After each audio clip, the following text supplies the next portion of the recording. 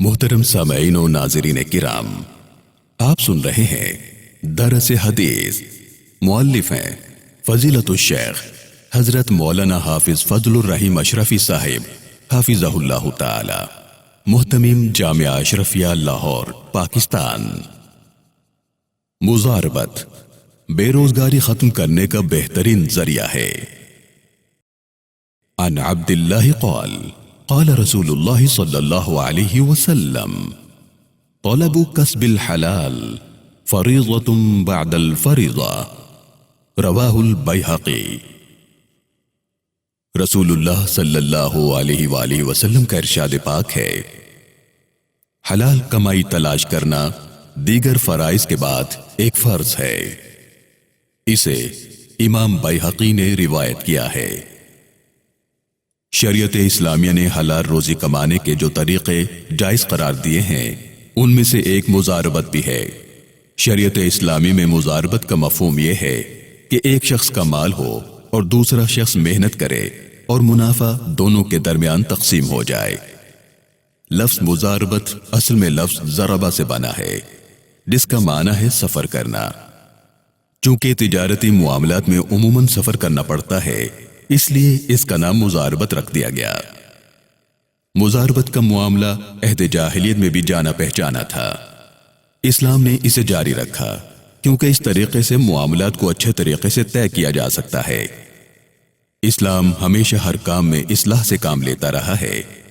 अगर किसी मामले में बुराई है तो इस्लाम ने उससे मना किया, और अगर तिजारत का कोई तरीका ज़माने इस्लाम से पहले जारी था तो इस्लाम ने सिर्फ इसलिए उस मामले से मना नहीं किया कि यह ज़माना जाहिलियत का तरीका था, बल्कि इस्लाम ने ऐसे मामलात को इस तरह परखा कि क्या लोग उससे बुराई में मुब्तला तो नहीं हो जाएंगे, क्या इस तरीके से लोगों के दरमियान मामलात की खराबियां तो पैदा नहीं होंगे, क्या यह तरीका अहकाम इस्लाम के खिलाफ तो नहीं।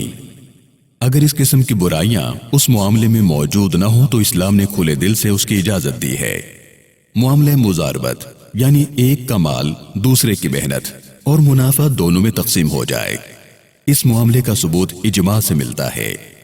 दर हकीकत मुज़ारबत के जायज होने पर तमाम मुसलमानों का इजमा है और किसी ने भी इसकी मुखालफत नहीं की।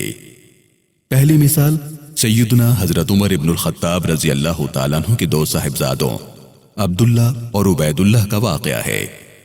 अल्लामा अब्दुर्रहमान अल जज़ीरी ने किताबुल फ़िक़्ह जिल्द 2 में एक वाक़या नकल किया है, जिसका खुलासा यह है कि अब्दुल्ला और उनके भाई इराक़ी फौज के साथ रवाना हुए। उन दिनों हजरत अबू मूसा अशअरी रज़ी अल्लाह तआला अन्हु बसरा के गवर्नर थे। ये दोनों भाई उनके पास ठहरे। अबू मूसा अशअरी ने उनसे कहा, मैं कुछ माल अमीरुल मोमिनीन की खिदमत में पेश करना चाहता हूं, तुम ये माल ले लो और इराक से माल तिजारत खरीद कर मदीने में जाकर फरोख्त कर देना और मुनाफा तकसीम कर लेना। चुनाचे उन्होंने ऐसा ही किया और अमीरुल मोमिनीन हजरत उमर रज़ी अल्लाह तआला अन्हु ने उसे कबूल फरमाया। मेरे प्यारे भाइयों, अगर आज भी हमारे मुआशरे में मुज़ारबत आम हो जाए तो फिर छुपा हुआ सरमाया भी गर्दिश करने लगेगा और बेरोजगारी पर काबू पाया जा सकेगा।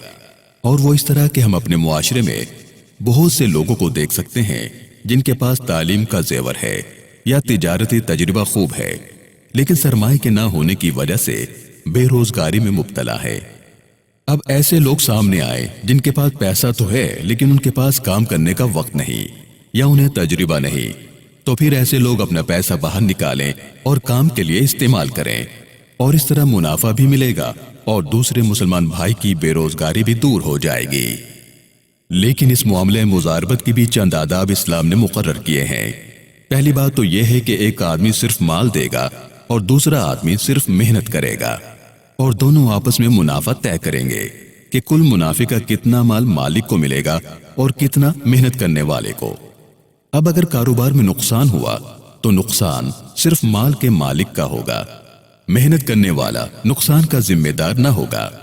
इसलिए मुज़ारबत करने के लिए मेहनत करने वाला बाएतिमाद और दयानतदार होना चाहिए, और मुनाफा भी इस तरह तकसीम किया जाएगा कि पहले असल माल को अलग करके बाकी जो बचेगा वो मुनाफा होगा। मुनाफे की तकसीम में शरीयत ने इस बात की इजाजत दी है کہ چاہے دونوں شخص آدھا آدھا لے لیں اور چاہے مال کا مالک زیادہ لے یا کم، اسی طرح محنت کرنے والا اس کو زیادہ ملے یا کم، یہ آپس کی رضامندی سے پہلے ہی طے کرنا ہوگا۔ اب جو بات میں آپ کو بتا رہا ہوں اسے غور سے سنیے گا۔ معاملہ مضاربت کے لیے بہت بڑی رقم یا بہت بڑے سرمایے کی ضرورت نہیں، اور نہ اس کے لیے کسی پگڑی یا بہت بڑے تجارتی ادارے کی ضرورت ہے۔ آپ اپنی تنخواہ میں سے ہر ماہ کچھ بچا لیا کریں۔ جب 1000-2000 جمع ہو جائیں تو دیکھیے آپ کے محلے میں کوئی غریب بیوہ عورت رہتی ہے تو اسے یہ رقم دے دیجئے اور اسے کہیں کہ وہ ایک سلائی مشین خرید لے اور کپڑے سینا شروع کر دے، اور جتنا منافع ہو اس میں سے آدھا تمہارا آدھا میرا، یا زیادہ منافع بیوہ کو دینا طے کر لیں اور کم اپنے لیے۔ اسی طرح آپ نے کچھ رقم بچت کر کے جمع کر لی۔ آپ اپنے احباب میں اپنے محلے میں نکاح ڈالیں۔ اگر کوئی بے روزگار ہے یا عیال دار ہے، گھریلو حالت بیچارے کی بہت گئی گزری ہے، آپ اپنی رقم اسے دے دیں اور اسے کہیں کہ چھوٹی سی دکان ڈال لے اور جو منافع ہوگا وہ آپس میں طے کر لیں۔ آپ کی اصل رقم بھی محفوظ رہے گی اور منافع بھی ملتا رہے گا۔ لیکن اب یہ کام آپ کا ہے کہ آپ کسی با اعتماد شخص کو تلاش کریں اور خوب چھان بین کر کے اسے رقم دیں اور باقاعدہ قانونی طور پر رسید لیں، کیونکہ ان تمام احتیاطی تدابیر کے اختیار کرنے کا حکم اللہ رب العالمین نے سورہ بقرہ کے 39ویں رکوع میں دیا اور فرمایا کہ ایسے معاملات کو باقاعدہ لکھ لینا چاہیے اور 2 گواہ بھی اس معاملے پر لے لینے چاہیے۔ میرے پیارے بھائیوں، اگر واقعی ہم اپنے معاملات کو اتنے عمدہ طریقوں سے انجام دیں، خصوصاً اپنے معاشرے میں مضاربت کو رائج کریں، تو ایک طرف سرمایہ بیکار پڑا نہیں رہے گا، دوسری جانب ہمیں بچت کی عادت پڑے گی، اور سب سے بڑا کارنامہ یہ ہوگا کہ مضاربت کے ذریعے بے روزگاری پر قابو پایا جا سکے گا۔ اللہ تعالی ہمیں حلال روزی کمانے اور اس پر قناعت کی توفیق عطا فرمائے۔ وآخر دعوانا ان الحمد للہ رب العالمین۔